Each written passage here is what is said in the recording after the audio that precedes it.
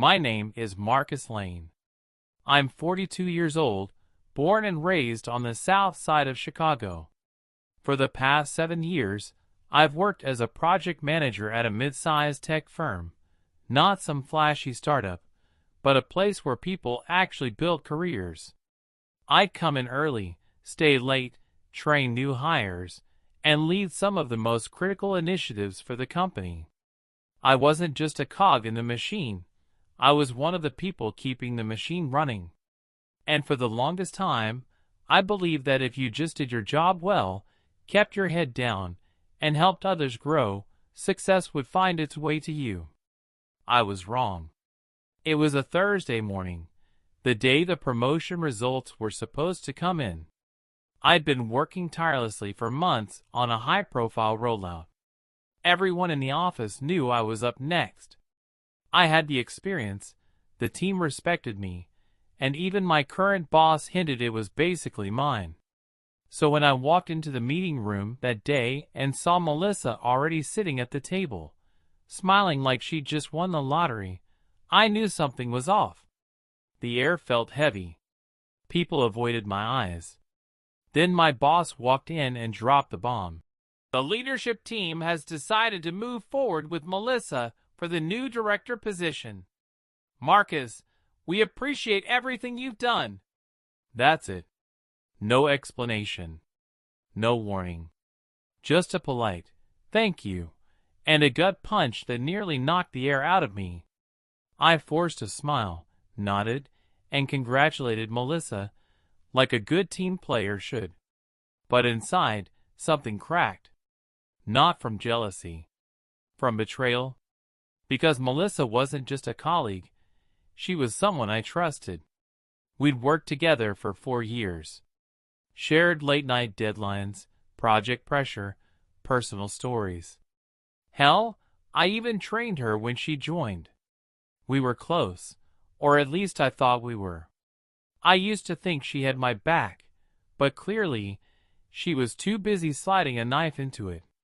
That afternoon, I packed up my things in silence. The team gave me awkward glances, some out of pity, some out of fear they might be next. But as I walked out of that room, one thought kept repeating in my head.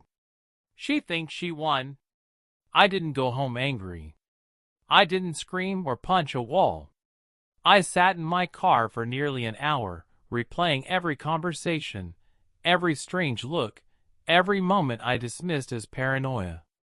And by the time I pulled out of that parking lot, I wasn't sad anymore. I wasn't even confused. I was focused. Because if Melissa thought I was just going to disappear, she didn't know me at all. Before all this mess, life at work felt like a second home. I had a routine, a rhythm, coffee by 7:30, team check-ins by 9, calls with vendors through the afternoon. I enjoyed it. I took pride in making things run smoothly. I wasn't chasing titles or politics. I just believed in getting the job done right. Melissa joined the company 4 years ago. She was sharp, well-spoken, full of ideas, the kind of person who catches attention in meetings. I remember her first week clearly. She was nervous but eager, constantly asking questions, scribbling notes. I respected that. She reminded me of a younger version of myself, hungry to prove something. I took her under my wing, helped her navigate the internal systems, taught her how to handle pressure during rollouts, even showed her how to manage tough clients without losing your cool. She caught on fast. We became a solid duo, kind of like the unofficial brains behind our department. People used to joke that we were the dream team. She'd throw out wild creative solutions, and I'd reel them in and make them executable. We balanced each other. Somewhere along the way, our connection grew, not romantic, but something more than just coworkers. We celebrated each other's wins. I was there when she landed her first lead project. She brought me lunch when I worked through a weekend. She once told me, You're the only person here I fully trust. And I believed her. There were moments I should have noticed. Times when she'd talk over me in meetings and take credit for an idea I had floated earlier. I brushed it off. She was ambitious. Nothing wrong with that. She started staying closer to upper management, laughing a bit too loudly at their jokes, aligning herself with the people in power. But again, I didn't question it. In fact, I encouraged her. I told her to put herself out there more. You've got what it takes, I said more than once. Funny how you can be the ladder someone climbs, only to get kicked when they've reached the top. I remember one particular moment that should have told me everything I needed to know. We were in a performance review with our director. He praised a recent process improvement Melissa had supposedly created. It was mine, a system I'd built after 3 months of trial and error. She didn't correct him. She just smiled and said, "It was a team effort." I let it go. Told myself it wasn't worth creating tension. I thought our trust ran deeper than that. I had no clue that behind those polite smiles and casual coffees, she was already preparing her move. And when that promotion came around, the one we both knew I'd earned, I wasn't even told I was under review anymore. She had already positioned herself, slid whispers into the right ears, framed herself as the future of the department, and me as the past. That's when it hit me. The life I thought I had? The ally I believed in? It was all smoke and mirrors. And I had no one to blame but myself for letting my guard down in a world where people like Melissa never take their eyes off the prize. After the promotion announcement, something in me shifted. Outwardly, I was calm. I still showed up on time, led meetings, answered emails like nothing had changed. But internally, I started watching closely. I wasn't just reacting anymore. I was observing. Melissa, on the other hand, had changed overnight. She went from being warm and casual to cold and transactional. The joke stopped. The we became I. She walked past my desk without so much as a glance. She acted like I had never existed. And worst of all, people followed her lead. That's the thing about corporate culture. People smell power, and they flock to it like moths to a flame. A few days later, I noticed something strange. HR called me in for a routine check-in, something they'd never done in all my years there. The conversation was vague. They asked about how I managed deadlines, if I ever felt overwhelmed, if I needed more support. It felt off, like they were fishing for something. And then came the hint. Someone had raised concerns about how I'd handled a particular client account. The thing is, I hadn't even touched that account in months. That's when the dots started connecting. I remembered how Melissa had once asked me to forward her a document from that exact project, months ago. At the time, she claimed she was just curious about the structure. But now, it felt different. Like she'd been building a narrative. Planting seeds. I didn't say a word in that meeting. Just nodded, smiled, and walked out. But inside, I was boiling. And now, I was fully alert. Then came the meeting that sealed it. It was late.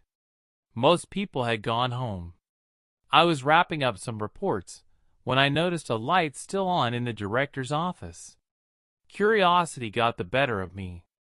I walked past, casually just to peek. And there she was, Melissa, standing by his desk with a flash drive in her hand, talking in hushed tones.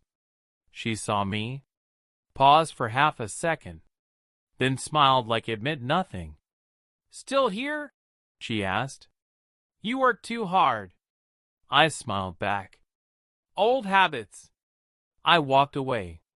But I couldn't stop thinking, what was she handing over? What was on that drive? Why was she still here, talking to our director after hours. I didn't sleep that night. I laid there, thinking about every moment, every subtle maneuver I'd ignored. The shift in her tone, the sudden drop in trust from our manager, the whispers, the HR meeting. It wasn't random. She had been playing chess for months, and I hadn't even realized we were on the board. So I made a decision.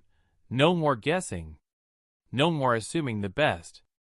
I was going to find out exactly what she was doing, and I was going to beat her at her own game. From that moment forward, I stopped being a victim of her lies. I started becoming her worst nightmare. A few days later, I found the proof. It was a Friday evening.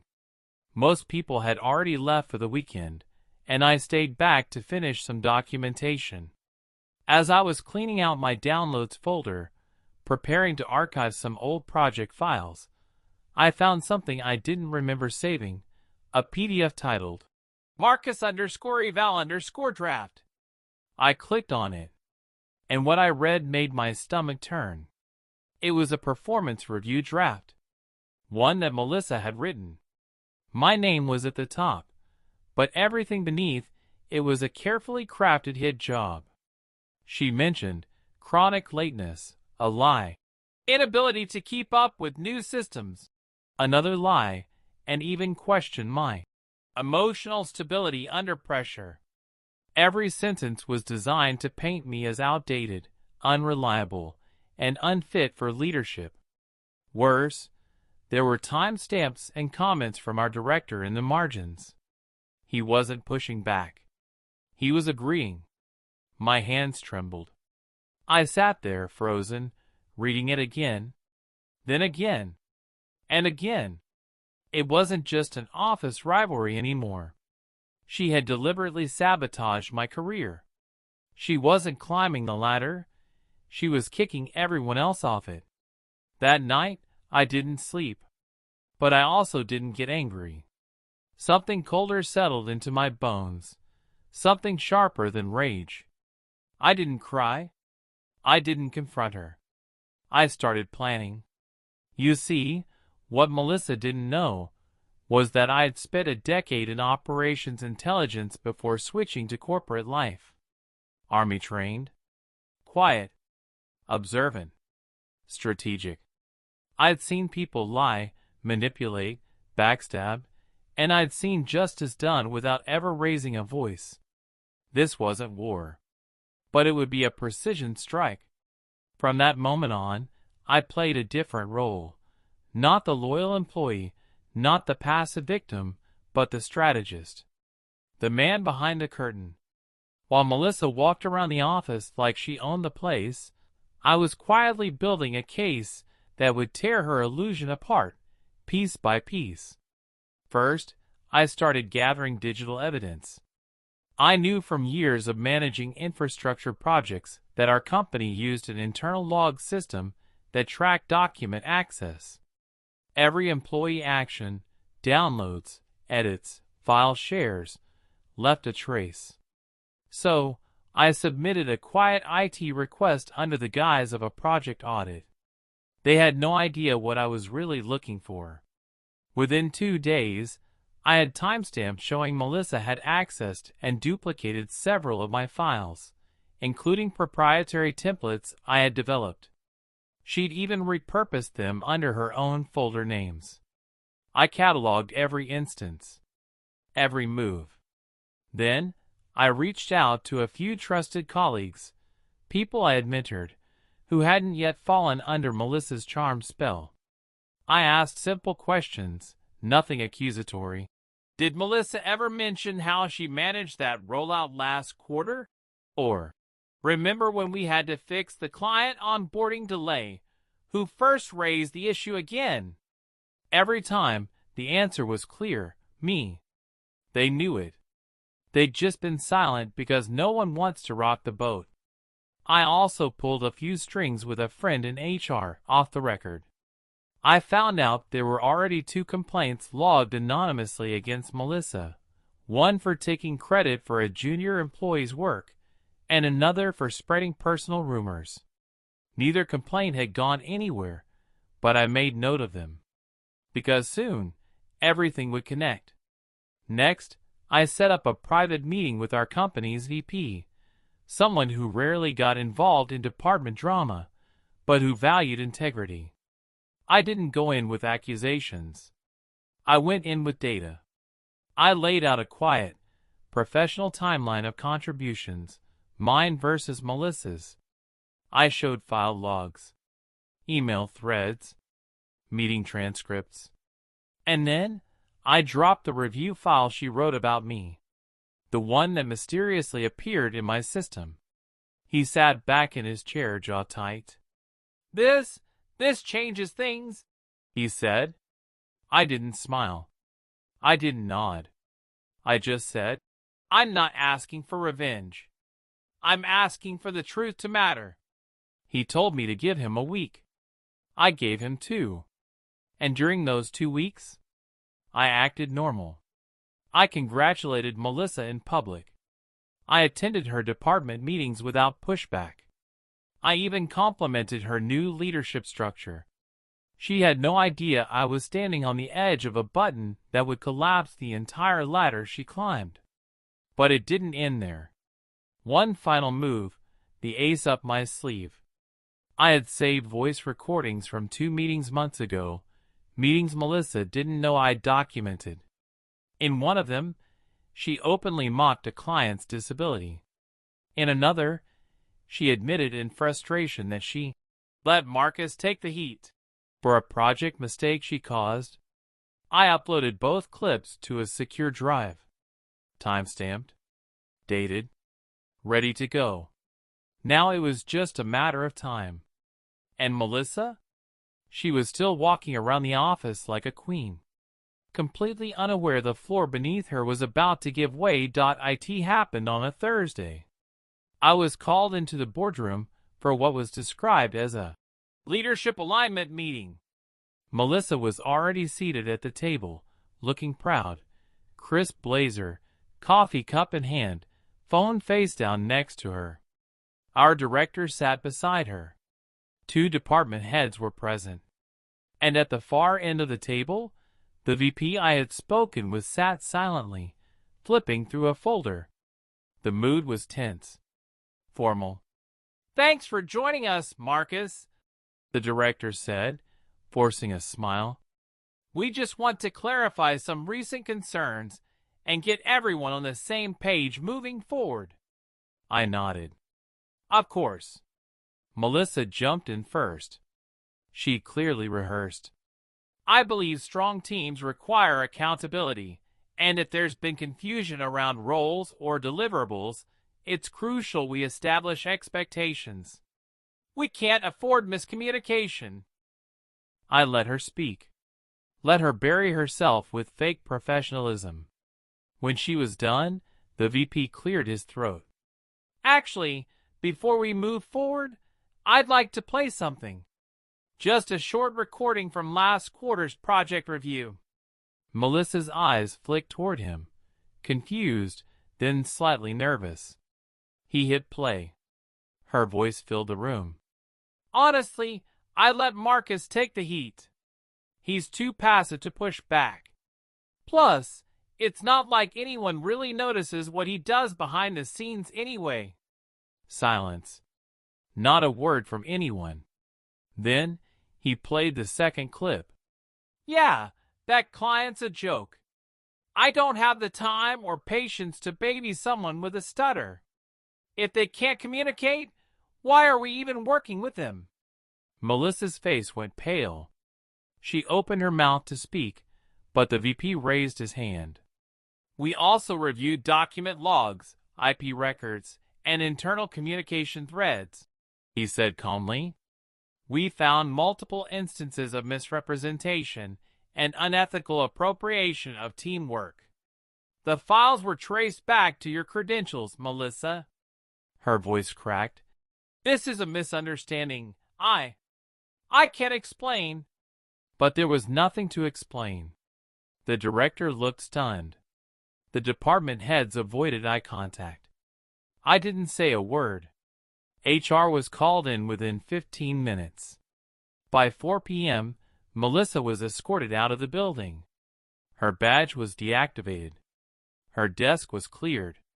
She didn't even get to say goodbye. She passed by me on the way out. No words.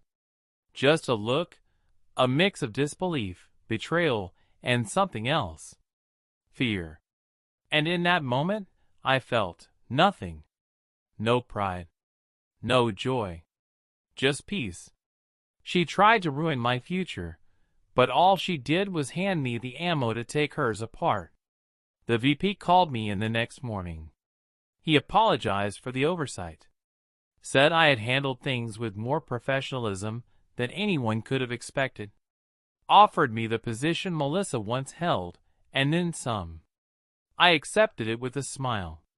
Not because I wanted the power, but because I wanted the silence that comes after the storm.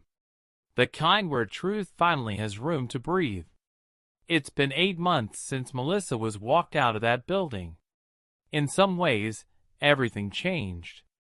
In others, nothing changed at all. I still arrive at work by 8 a.m., black coffee in hand.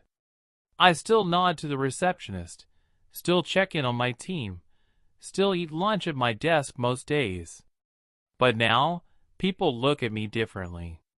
Not because I have a new title, not because I lead more meetings, but because they know. I didn't break. I endured.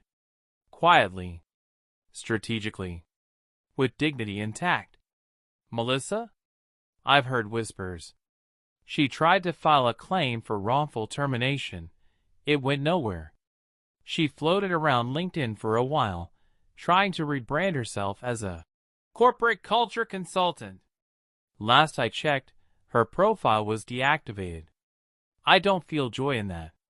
I feel closure. What happened wasn't just workplace drama. It was a test of character, of patience, of restraint. It showed me who I was under pressure and who I refused to become. And here's the truth. You don't have to shout to be powerful. You don't have to fight dirty to win. You just have to be willing to outlast the storm and know when to strike. I rebuilt my peace, not on her downfall, but on the lesson she gave me. Because sometimes, the people who tried to bury you forget you were a seed. So, if you've ever been betrayed, overlooked, manipulated, don't rush to explode. Get quiet. Get focused. Get strategic. And when the moment is right, let the truth speak for you. She tried to take my promotion, my reputation, my future. But what she really gave me was clarity. And if this story meant something to you, hit subscribe. Because your story deserves to be heard too.